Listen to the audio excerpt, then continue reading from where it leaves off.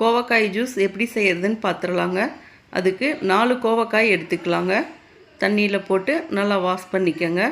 அதுக்கப்புறம் கோவக்காயில் இருக்கிற நுனிப்பகுதியை 2 சைடுமே கட் பண்ணி ரிமூவ் பண்ணிடலாங்க. அடுத்ததாக கோவக்காயை சின்ன சின்ன பீசஸாக கட் பண்ணிக்கலாங்க. 4 கோவக்காயுமே சின்ன சின்ன பீசஸாக கட் பண்ணிக்கோங்க.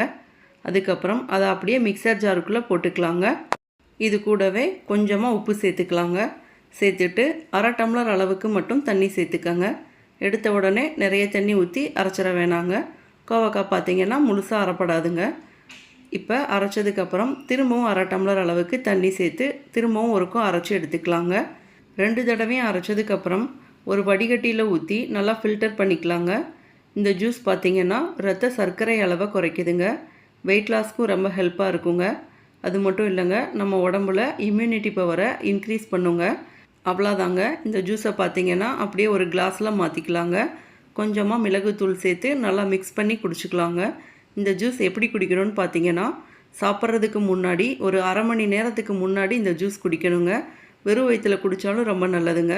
அவ்வளோதாங்க. இதே மாதிரி நிறைய ஹெல்த்தியான ரெசிபீஸ்க்கு நம்ம சேனலை மறக்காமல் சப்ஸ்கிரைப் பண்ணிக்கோங்க. தேங்க்யூ.